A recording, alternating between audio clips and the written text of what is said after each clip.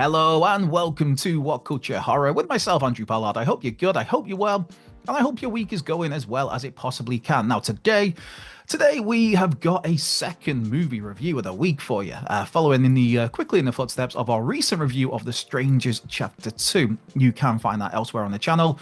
And all I'll say is I was so rooting for that film. I was so willing it to be decent. I was so optimistic that it would be a major upgrade on The Strangers Chapter 1. Safe to say, I was left frustrated, disappointed, and just generally baffled by that movie. But anyways, we're here to talk about another new release, and that is Good Boy in UK cinemas from the 10th of October. Yes, this is the film that received so much hype and so much anticipation around it, the one whose trailer broke the internet for a bit a month or so ago. Yet we're talking about the supernatural horror picture told from the perspective of a dog.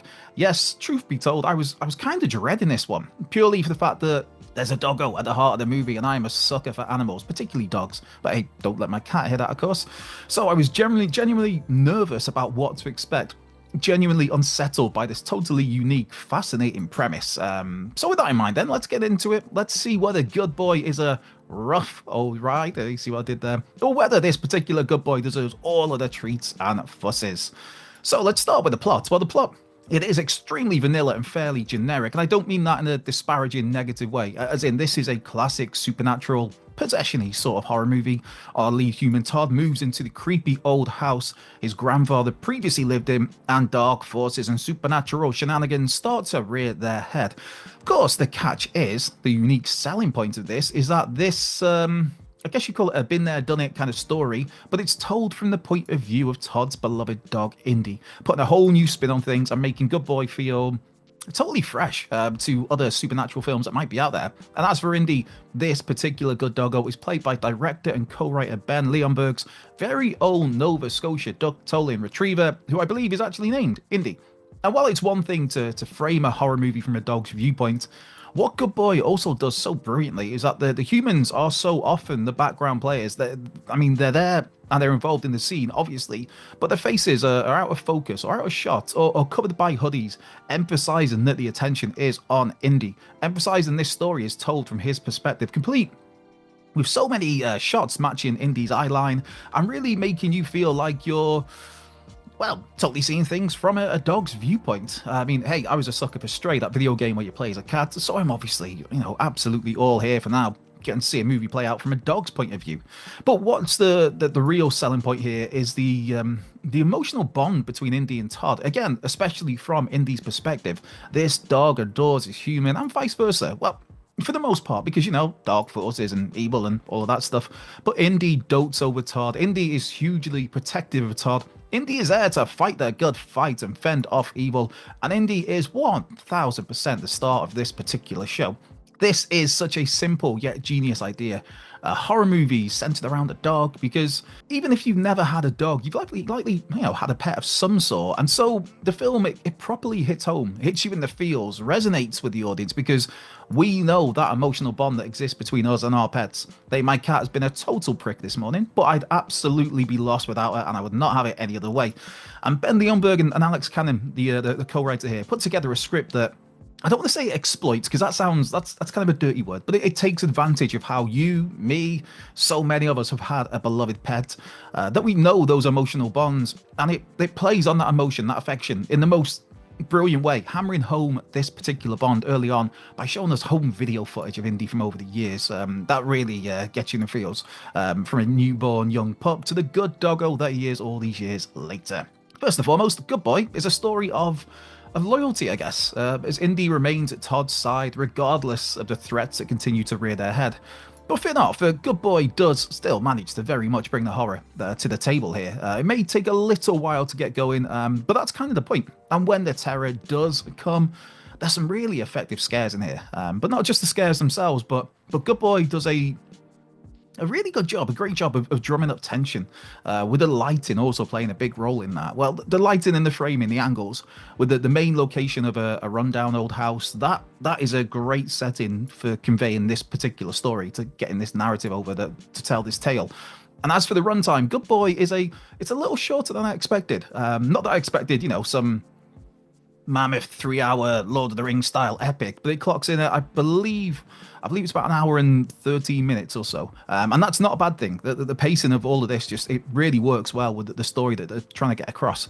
And hey, when the yeah, when the previous movie I watched was The Strangers Chapter 2, which is such a slog, such an unnecessary movie. It's a film that makes its 90-minute runtime feel like 4 days, man. Once you get past that, the really good opening 20 minutes, it just becomes a proper slog. So yes, it's nice to see Good Boy not wasting too much time, or not overstaying its welcome, I guess would be a better way to put it, to phrase it. As for the performances, it's an extremely minimal cast here, with Shane Jensen doing a stellar job as Todd, and then there's horror fave Larry Fessenden as Todd's grandfather. We've also got Ariel Freeman in a brief, mainly vocal role as Todd's sister, on the phone a lot of the time to him to check he's okay, see what's going on. And there's a couple of other supporting players around as well, dotted around. But this is, very much, make no mistake about it, this is obviously Indy's movie, both in terms of Indy the character and Indy the real life good boy.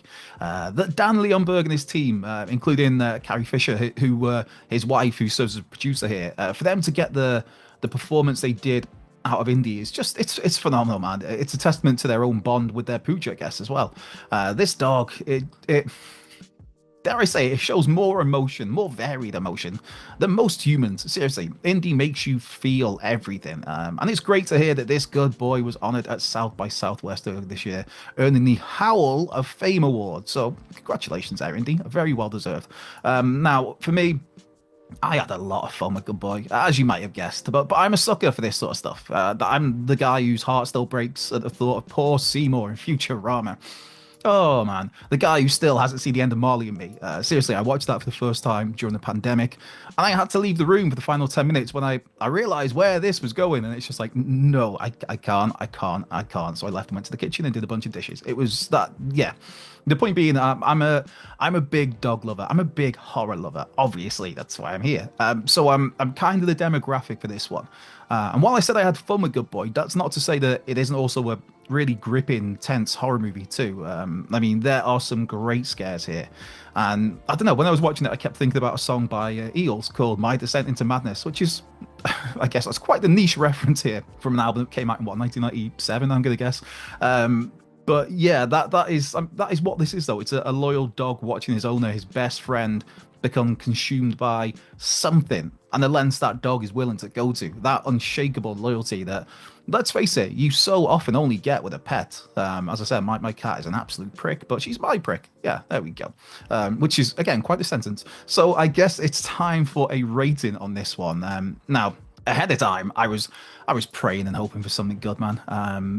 It's one of those where, again, there was so much hype, there was so much buzz around this when the trailers came out, so you're kind of hoping it lives up to that. Plus, like I mentioned, I had to endure, and endure is the word I'm going to use there, The Strangers Chapter 2 a few days before Good Boy. So it was like, I was fingers crossed for something, man. And thankfully, this Good Boy delivers, to the point that I've already been back and watched it a second time, and I'll probably go for a third time as well. So for me, it's a very solid 8 out of 10. It's a 4 out of 5. What could have been?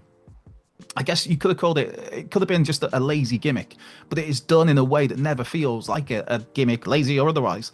It's what we've got here is an emotional, atmospheric, and really tense film that doesn't overstay its welcome, and that gets properly unsettling at times, as man's best friend very much lives up to that moniker. Again, Good Boy is in UK cinemas from October 10th, and I would absolutely recommend checking this one out if you have the chance come your way. And with that, this has been What Culture Horror. I've been Andrew Pollard. Be well, stay safe, make an extra fuss of your pets today, and I will catch you soon.